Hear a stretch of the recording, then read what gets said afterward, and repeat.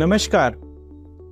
आज हम बात करेंगे हाइपरथायराइडिज्म की, यानी थायराइड की वो दिक्कत जिसमें कि थायराइड हार्मोन ज्यादा बनते हैं, जरूरत से ज्यादा बनने लगते हैं।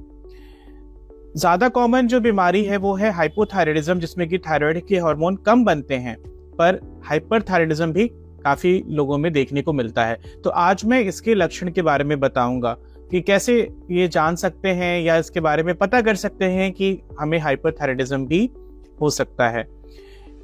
एक जो थायराइड ग्लैंड है यहाँ गले के पास है, कभी कभी इसमें सूजन दिखती है, ये बढ़ जाता है। इसका साइज जो है, जिसको कि हम घेंगा या गॉइटर कहते हैं, या कई छोटे छोटे गांठें भी हो सकती हैं।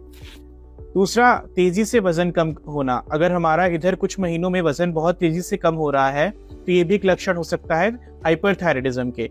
दूसरा होता है धड़कन बढ़ना, बीच बीच में हमें पैल्पिटेशन जिसे हम कहते हैं, धड़कन, तेज धड़कन कभी कभी लगती है हमें, उसकी फीलिंग होना।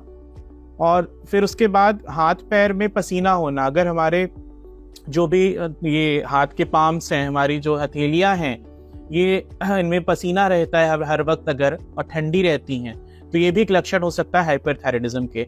भूख ज्यादा लगना, जरूरत से ज्यादा भूख लगना लेकिन फिर भी वजन कम होना।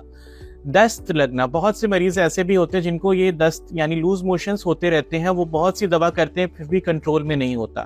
तो अगर आपको बहुत लंबे समय से लूज मोशंस या दस्त की प्रॉब्लम चल रही है तो ये भी एक लक्षण हो सकता है हाइपरथायराइडिज्म के। और दूसरा एक होता है, जो जरूरी नहीं कि सारे मरीजों में मिले, पर बहुत से मरीजों में मिलती है ये चीज, आंखों का बाहर आना।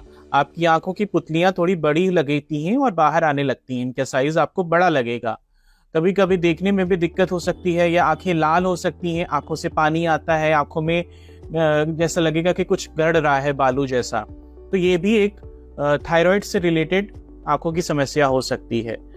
और बाकी चिड़चिड़ापन होना, थकान होना, गर्मी लगना कभी कभी ज्यादा, तो ये सभी प्रमुख लक्षण हैं हाइपरथायराइडिज्म के। अगर आपको इनमें से कोई भी लक्षण महसूस होते हैं तो आप जाके अपने पास में अपने डॉक्टर, अपने एंडोक्रिनोलॉजिस्ट से, हार्मोन रोग विशेषज्ञ से मिले, और जो भी जांचें होंगी वो कराई जाएंगी और इसका सही इलाज होगा।